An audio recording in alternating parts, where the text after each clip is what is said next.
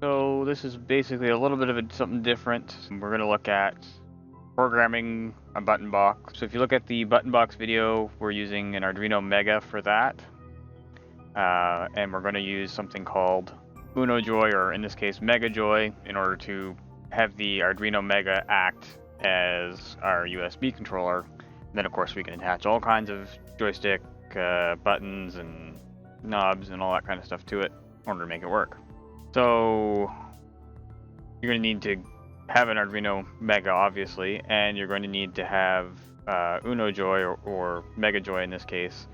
But you can go onto GitHub and you can download the zip, and then you get everything that's here, and then we can start working with it to do what we need to do. Obviously, before we go any further with this, read the README files, read the documentation, check out the Arduino website itself to figure out what to do in terms of coding. The good news is if you just want to make a very simple button box, you can just slap MegaJoy or UnoJoy or whatever onto your Arduino, and you're pretty much good to go at that point. You don't really have to do anything else. But if you want to use a couple of other fancy things, you want to do a couple of things like that, then you're going to have to modify the code a little bit in order to get it to do what you want it to do. My preference is to use MegaJoy, just because it's going to give us a lot more input options. So just to go over the basics of what's in here, MegaJoy attack, that causes the Arduino Mega to become a joystick once you've uploaded the correct scripts to it. You have to put it into what's called DFU mode, and we'll look at that in another video. And then turned into an Arduino is what we use to switch it back to a regular Arduino, so you can change the code on it to something else in case you've messed up, or if you change your mind or you want to do something else with it. So you need those there as well. There's also some atmel stuff that you need in order to get everything to work properly. But again, you want to read through the documentation before you start anything here. But it's pretty straightforward. So when you get MegaJoy, you also have the sample code. I've already taken the sample code, made a copy, and that's what we're going to be working with here.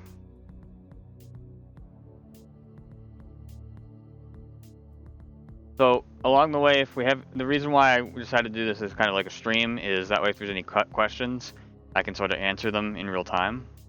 So if there's any questions, I've got the chat up on the left. So if you want to type anything in the chat, if you have any questions along the way, that we can look at it. Kind of a disclaimer, I am not an engineer, I am not a programmer, I am not anything like that. So somebody will probably say there's a more efficient way to do something. They'll probably be right. Originally built my sim pit, I didn't even know how to solder, so it was kind of a learning experience for me. But I'll just kind of go through what we have in the code here and just kind of explain what it does and how it basically works to the best of my ability, which is obviously going to be lacking behind some people's ability to explain it. But if you've never coded before, well, this is basically all you need right here. This is the sample script. I've just renamed it to Rotary Reserve because we're going to be reserving some pins on the Arduino Mega for controlling rotary encoders, but otherwise this is the exact same sample script that you get included in the MegaJoy package. So basically, so include MegaJoy H, that's just including this here. This is the code that basically handles the serial data for USB controller once the communications chip has been overwritten with the MegaJoy attack script here.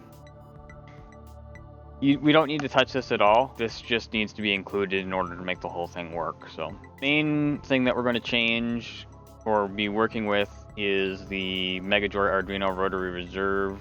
You can call it whatever you want. You just make a copy of the default script and save it to whatever you want. So void setup, this is just your initial setup. It just tells what to do when the Arduino first boots.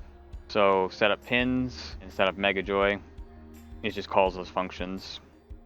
Void loop, this is just what the controller is going to be doing all the time. It's just going to repeat this series of commands over and over and over. Basically, it's going to do this MegaJoy controller data thing here, which is just going to get the controller data, which is this part down here.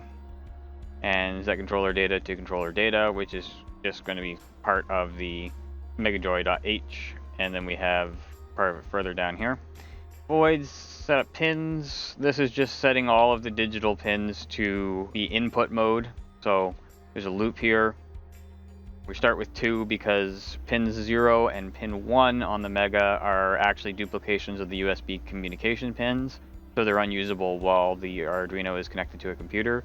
In this case, it is connected to a computer because it's going to be a USB controller, so that's going to take everything from pin 2 to pin 54. It's going to set it to input mode, and it's going to hold the pin high. That just means that when we ground out the pin on the Arduino, it's going to go to low, and that's going to be what we're using to detect whether or not a button is being pressed or not. Okay, so this next section, this get controller data section, basically it's just serializing data for all the buttons. It's just turning it into one long string of binary yes or no bits. It's this kind of section right here. Again, we're starting with 2 to 54, so we're reading all of the digital pins and we're setting it into an array. And basically what this does here is I think it's quite clever, but again, I'm not a programmer, but my understanding here is basically what we're doing is we're basically taking the digital pin, subtracting 2 from it. So we're starting with 0. We're dividing it by 8. We're also doing a modulus over here.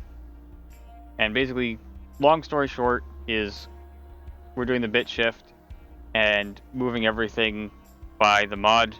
And that just gives us, in the end, a long string of zeros and ones, whether or not button 1 through 52 is pressed or not pressed. Now, of course, with the Mega, we can also define the analog pins. They can do double duty. They can either be an analog read or they can be a digital button. So if we wanted to do that, we could actually extend this out and extend this out to make them digital instead of analog. And then finally, down at the bottom, we have all the analog reads for the analog pins on the Mega. So pins always start at 0. So A0 just means analog 0, and we're going all the way to 11. That's just the default code. In the end, it just returns controller data, and that is then processed through the overwritten communications part, and that's how it works. So if you just want to have a controller that has a bunch of digital buttons and a bunch of analog axes that it can read and send to the PC, then all you have to do is follow the instructions for Arduino and put this on the Arduino Mega, run this, put it into DFU mode, run this MegaJoy attack script, and you're done. That's all you got to do. Very simple, very straightforward. However, if you want to do something different, like have changing lights, for example, like in my SimPit where you have the landing gear lights, for example, change from red to green, then you have to do a little bit more coding in order to get that to work. But kind of the key concept to take away from this is this section right here is actually what's controlling what ends up being our controller data. We can manipulate it any point before here or even in here that we write code for, where we can manipulate how those pin states are being read. So, for example, if we take a button and we connect it to pin 2 and connect it to ground on the Arduino Mega, and then say it's just a button and we push the button, it's going to detect that button is being held high when it's not being pressed, and it'll go to low when it is being pressed. And we're inverting the read here to give us the opposite value for our data. So in other words, hold high, go to low when pressed, and then it becomes that button. being pressed. So that's kind of the key concept to the whole thing for when we're modifying the code. So one thing that we're going to do with this is we're going to set up some interrupts here. And the reason why we need to use some interrupts is because we're going to try to read some rotary encoders. So rotary encoder is kind of like your mouse scroll wheel. So it can go infinitely in one direction, infinitely in another direction. Just read whether or not it's going one way or the other in increments. So it sends a little pulse one way or the other. But we need a way of actually reading it. We need to use an interrupt on the CPU in order to do that. So when we look up the documentation for Arduino, the Omega gives us 6 pins that we can use for interrupts. We have pin 2, pin 3, 18, 19, 20, and 21. That means we can read up to 6 rotary encoders, because we only need each interrupt for one direction. So for example, pin 2 will give us one direction on one rotary encoder, but then we could use, say, pin 4 as the other direction. It's not really directions when it comes to rotary encoders. It's really reading 2 square waves at right angles to each other, but it's, long story short, is you can get 2 directions out of one interrupt. So what we're going to want to do is we're going to want to start defining some of our pins. What the pins are kind of used for. We don't really have to do this, but it's just going to make the code a little bit easier as we go along. So let's just make a comment here. So we'll define the pins.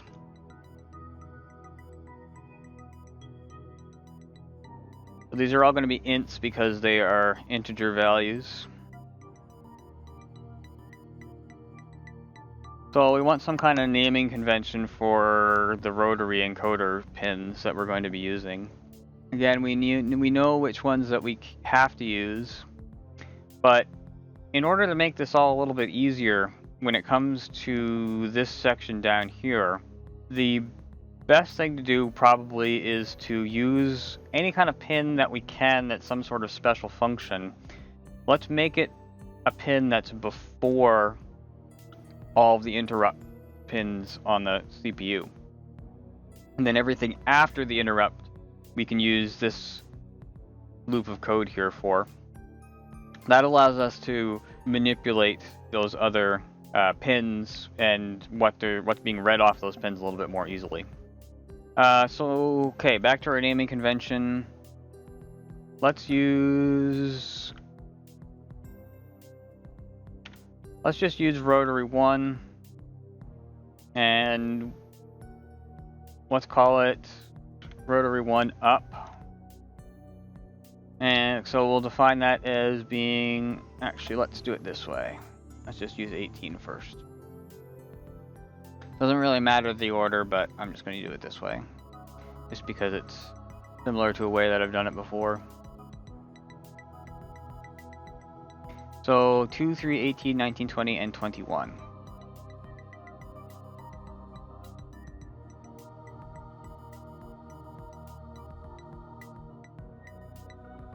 Okay, so these are all our interrupt pins. So I'm just going to leave a comment. The reason why we give these variable names here is just because if we decide to change something later on, it's just much more easier to manipulate. Alright, so now we need to have companion pins for everything else. So what I'm going to do is I'm just going to copy that. I guess I should have not put interrupts on there. Alright, so now we need a companion for the opposite direction, so we used up, so let's call it down. Alright, so what we want to do here is we need to use something that's not already used. So for down, we should be able to just subtract 4 from all of these then. So it would be 14, 15, 16, and 17. And then for these ones, we can use 4 and 5. That makes sense. Alright, so one last thing that we want to do is all of the rotary encoders also have buttons. So let's call it rotary 1 button, etc, etc, etc. Again, we should be able to subtract 4, 10, 11, 12, 13, and these we can add 2, 6, and 7.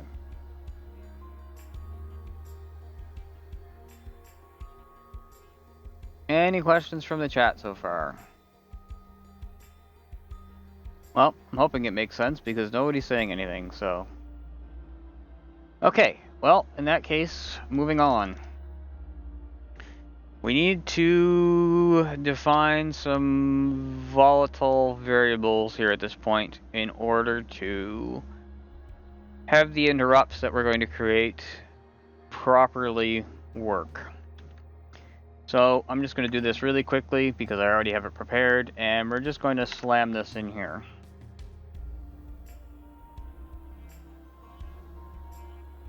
So up, fired 1 through 6.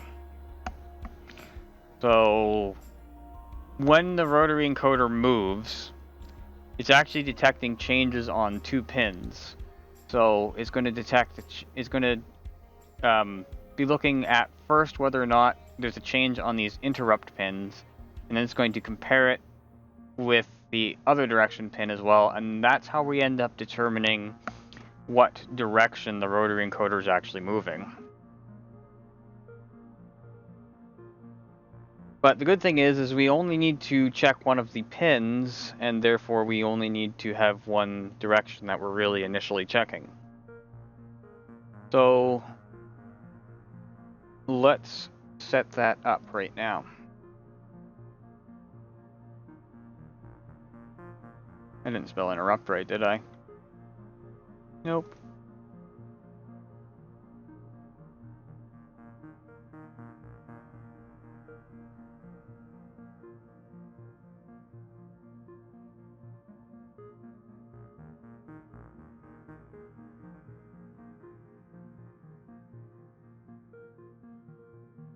Alright, so we're just gonna create these here.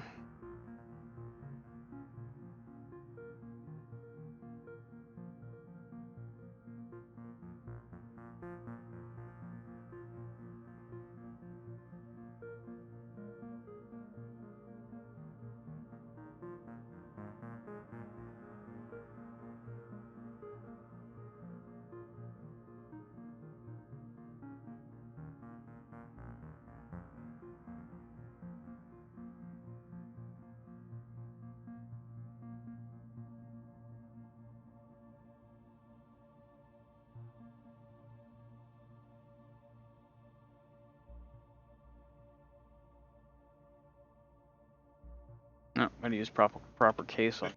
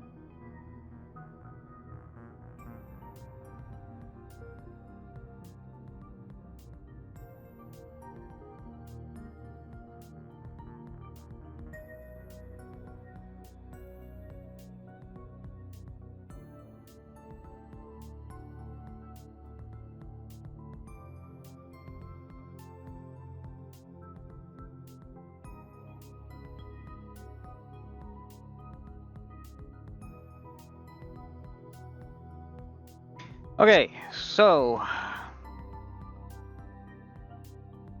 this bit of code here is what is going to determine our direction for the rotary encoder.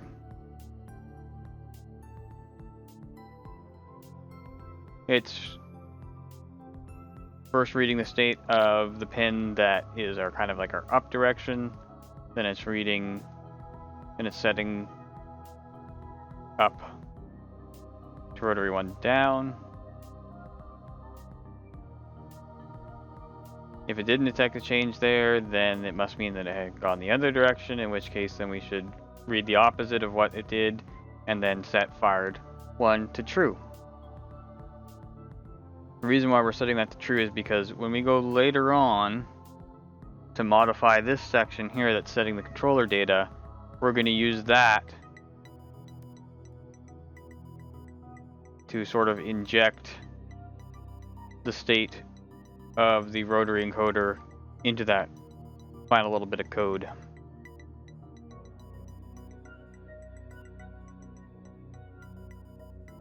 Anybody confused yet? No? No confusion? Okay. So that only handles one rotary. We have to handle the other ones now. So let's do one for pin 19. So pin 19 is going to be here and its companion. So there's the next one. We'll do pin 20. Again, there's probably a more efficient way of doing this, but I am not a professional coder, so we will just do the best we can.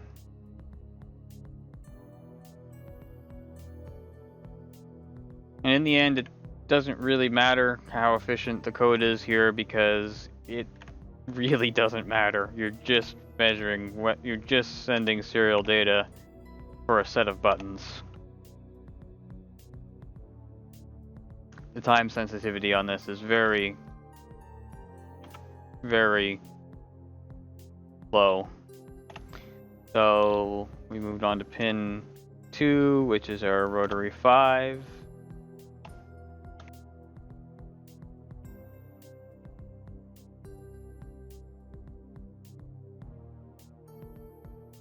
And we don't even need all of these rotaries for the button box that we're building, but we might as well take advantage of them and at least set them up. If we decide to change it later, then it doesn't matter.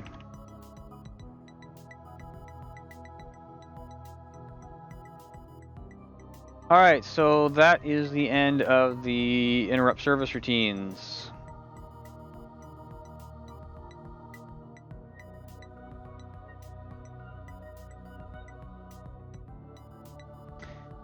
So, interrupts. Let's just go back to the documentation here for a moment.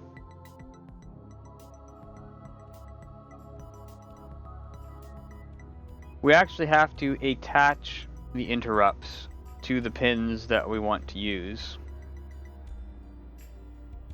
So there's a little bit of documentation here. I'm just going to copy a segment of code, or actually it's a comment that I've already made previously. So set up our service interrupts for the rotary encoders.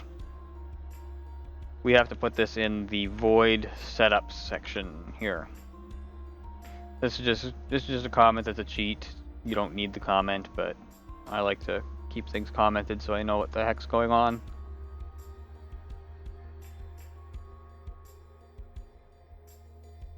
Oh, I gotta change these rotary numbers here as well, so it points to the right one for each one that we attach. So I'll just go 1 through 5, 6.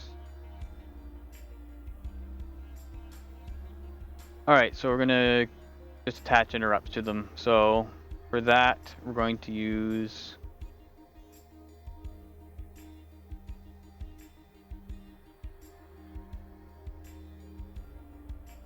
Attach interrupt, so we want to use interrupt 5, which is, if you look at the cheat comment here that I built, interrupt 5 is on pin 18.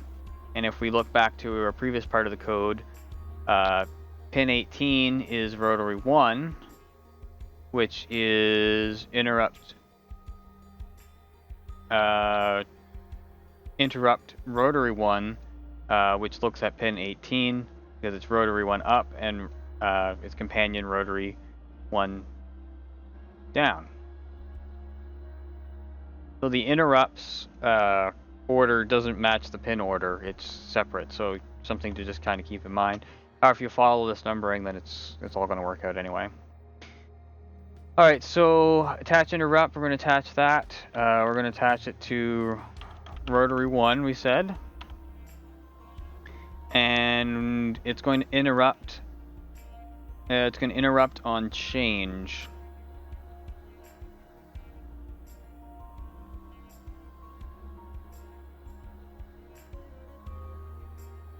So anytime there is a change on 5, which is pin 18, it's going to look at the interrupt service request we created for rotary 1, which is going to determine the direction that that rotary encoder moved, which is the rotary encoder that's on pin 18 and pin 14. Does that make sense? Does that any questions on that one? Alright, so we need to do the same thing with the other ones. So we're just kind of work backwards here. So 4 is on 19. So 4, we'll put in 4 there, which of course is 2. Let's not forget our semicolons.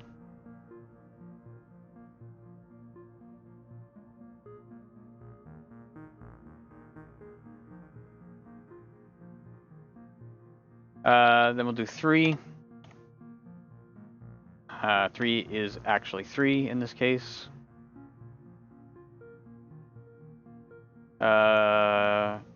Interrupt request 2 is on 21, which means this is rotary 4.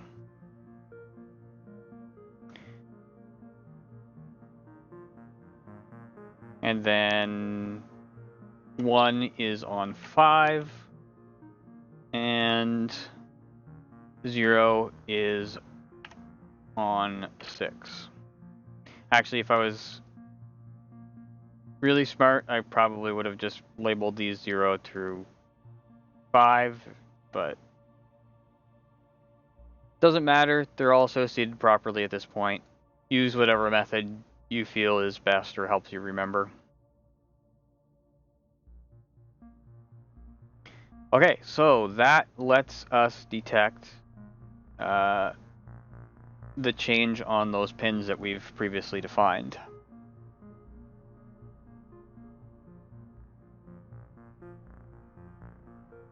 Actually, wait a second here. 1 is on pin 3, rotary 5. Rotary 5 up is actually pin 2. So we want to actually switch those. So that's 0, and that's 1. There we go. That's probably the most confusing part. Alright, so the setup pins, we don't actually have to change anything here. These pins can be, everything that we're using for the rotaries can be left high. They're just going to ground out as the rotary encoder rolls through its various options.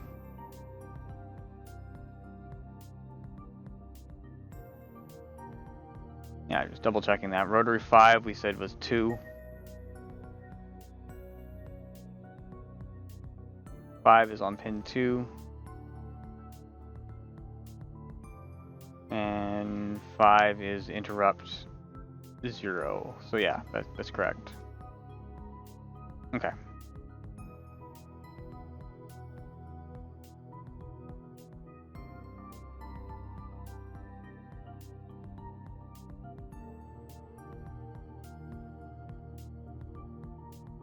Alright, loop. We don't have to modify anything in loop to get what we want. And we don't have to modify anything in the setup pins either. But we do need to modify this get controller data.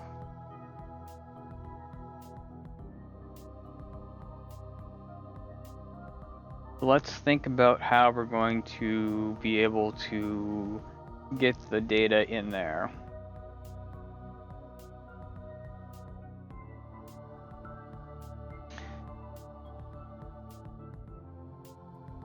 Well, first of all, we're using everything up to pin 21.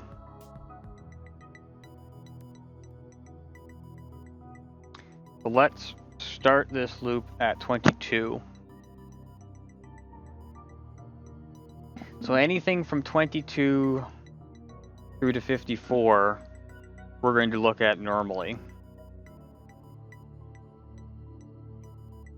And anything from 7 to 10, or sorry, 6 to 10. These are just buttons. In fact, I didn't even really need to associate a variable with them. But it's just good to do that to kind of keep in mind that they're sort of reserved for use with the rotary encoder. So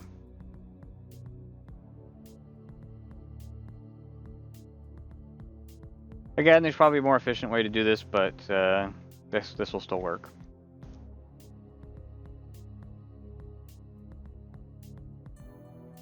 So let's just actually do this here. Let's copy this piece. Let's put this in here. So we can start at 6 and end at 13. So we go from 6.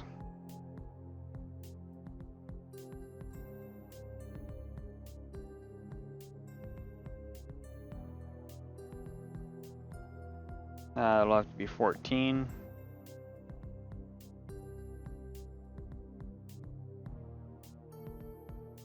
Yeah, less than 14, yeah. If anybody sees a mistake too, just kind of shout it out in the chat. I know you guys have been so talkative so far. Let's just go with that for now. We can fix it later, if it's wrong. Okay. I'm just going to make a little bit of spacing here. Now, let's take a look at what else we can do. So now we need to build a little segment here to grab the direction that the rotary encoder was moved in when it moved. So for that, let's do this.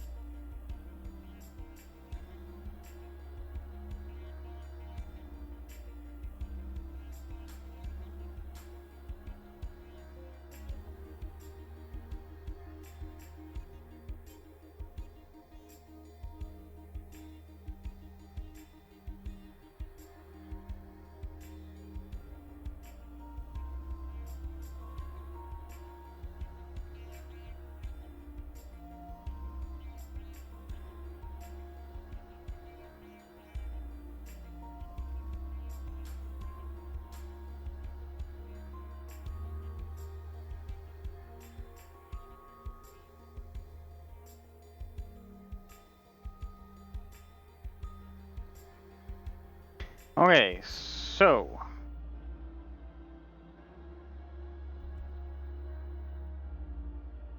if fired 1, so that means basically when it processes this rotary 1 interrupt, it always sets fired 1 to true. So anytime that there's been a change in the pins that are associated with, or the interrupt pin that's associated with that rotary encoder, when it comes to grabbing the data to use for the controller, it goes and executes this little bit of code here. And this little bit of code here is using the direction that we previously established on that interrupt to determine whether or not the rotary moved in the up direction or if the rotary moved in the down direction, and then set the bit that is going to be associated with that button on the joystick so that it can detect that input is basically what's going on here. You notice that this is in basically the same form as this down here. The only difference is we're always using the same thing. You could also do this part manually and not have the math bit here, but if you ever changed what pin, say, rotary 1 down was on for whatever reason, like you decided you didn't want to have rotary 1 down on pin 14 anymore, then leaving it as this expression here just means that you don't have to go in and back and manually calculate what these values here should be. But all this basically does, like I mentioned earlier in the stream, is it just takes what that should be in a string of 1s and 0s and sets it to the right spot that the controller data is actually looking for, setting that one particular bit.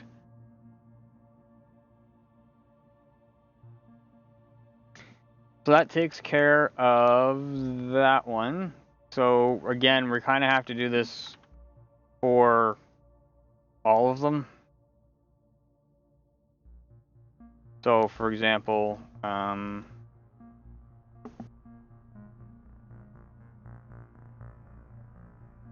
we'll do one for rotary 2. Again, there's probably a more efficient way of doing this, but you know, all we got to do is change everything here to a 2 instead of a 1.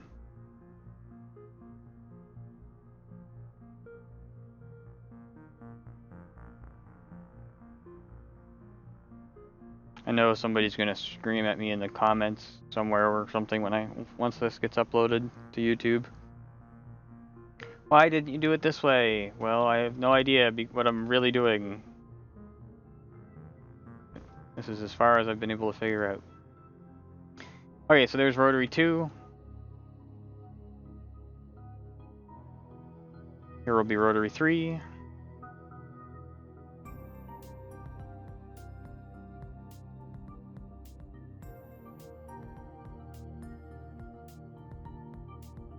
Let's do a rotary 4. I know this is thrilling stuff, guys. Thrilling stuff.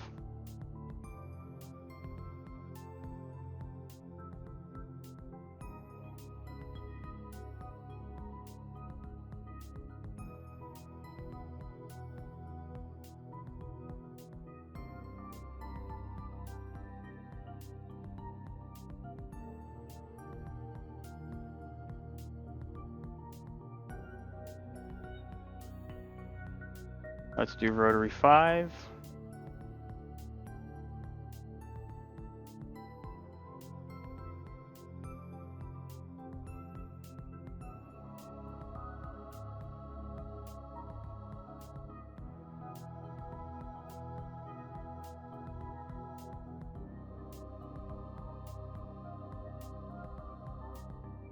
And finally, we can do rotary 6.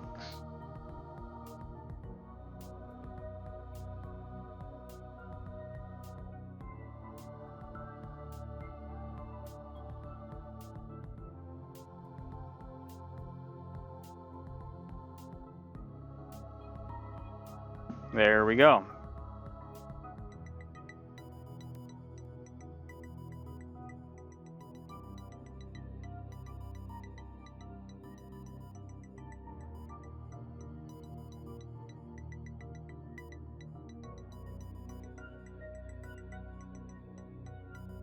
Let's just save, and will it compile? Nope.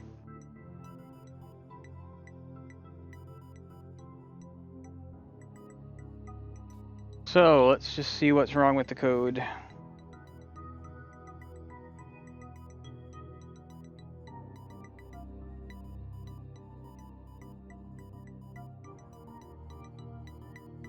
This is the fun part. So we kind of got this debug down here.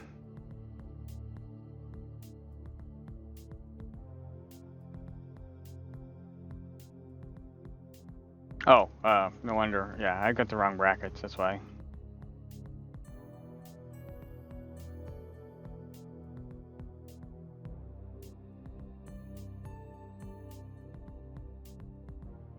We can fix it. Yeah, these should be square brackets here because we're dealing with an array. Controller data dot button array. It's telling us where in the index of the array that we want to point it to.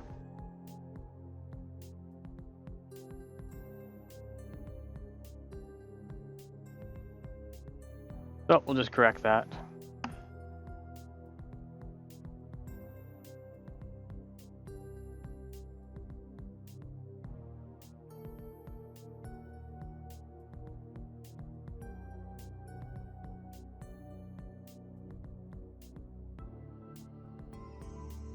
I haven't actually programmed one of these in probably close to 3 years, so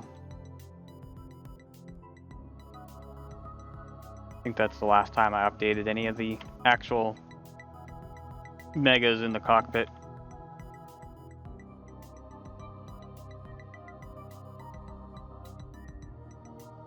Nothing like doing it live, though.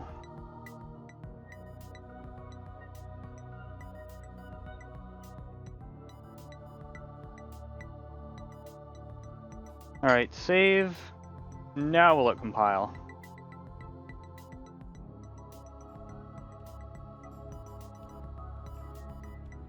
Oh, yeah, I'm really messing up bad here, guys.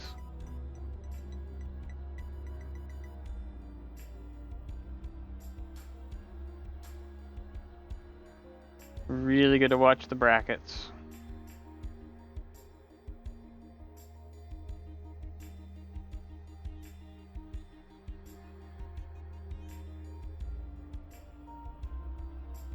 Alright, how about now?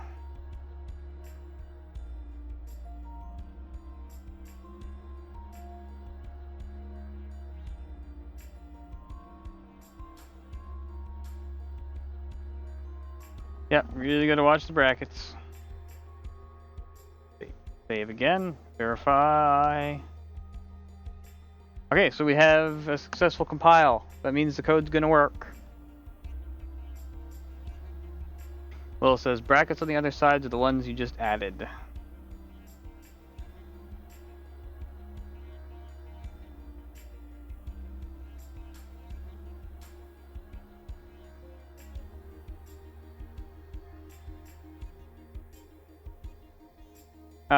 The second set of brackets that I missed was this one right here.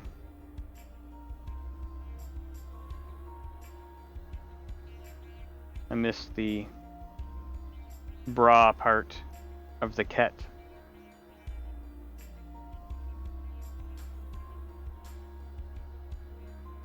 These are rounded and these ones are squared. Different functions. You don't speak Greek. Brackets. You have a bra and a ket. a bracket.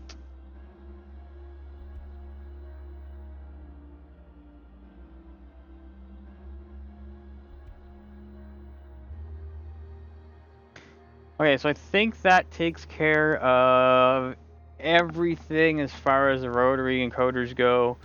That means that every pin from 22 to 54 is available for regular data, plus pins 6 through 14, or 6 through 13, so 22 to 53. So that's plenty for what we're using for the button box.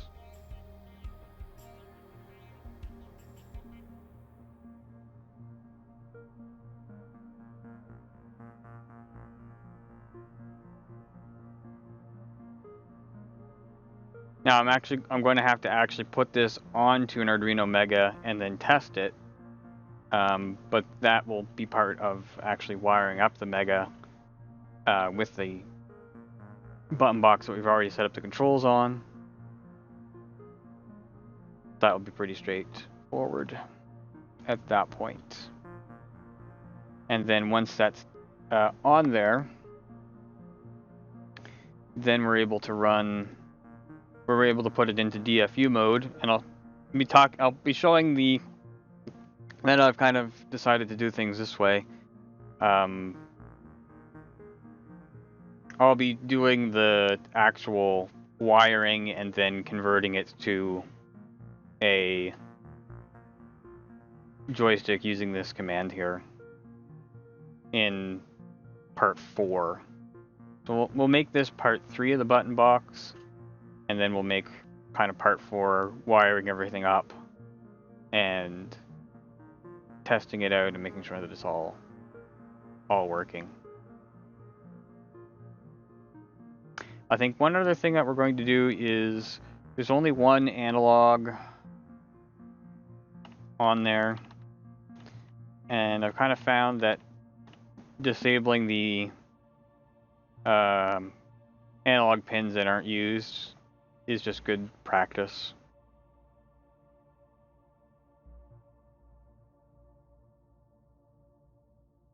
Since we're not going to be doing anything with that. One other thing I'm going to do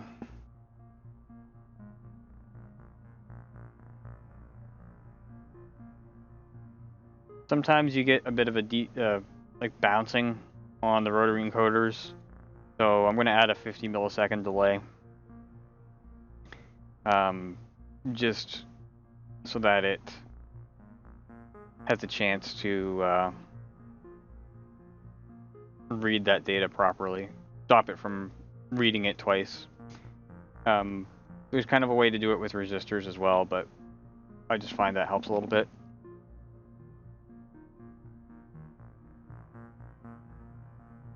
Yeah, the delay just helps keep the input pretty clean, and it's not like you're mashing buttons on a keyboard as fast as you possibly can, so it's not really going to really affect the input by adding a 50 millisecond delay in there.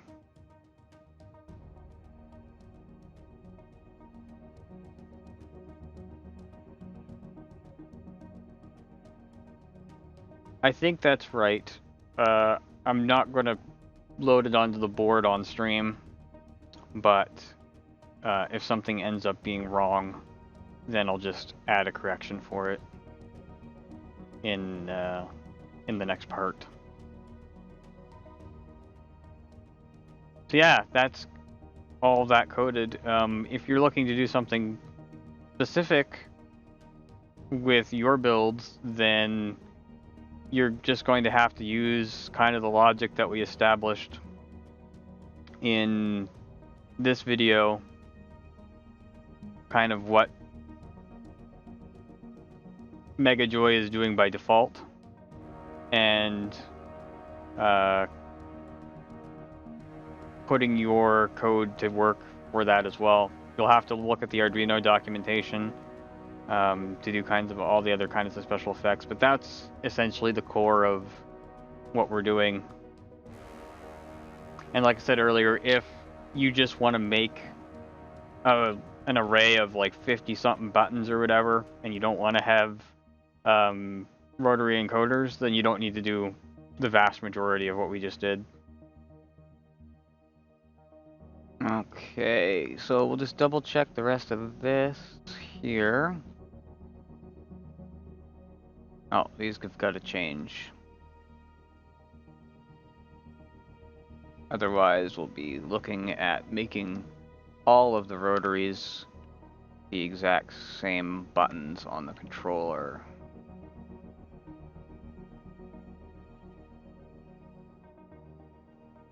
There.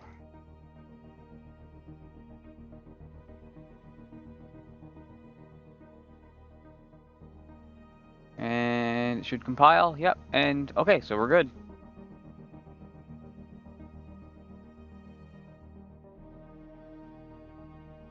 Yeah, I think I'm going to stop this stream now, get this video ready to go, and probably do some gameplay.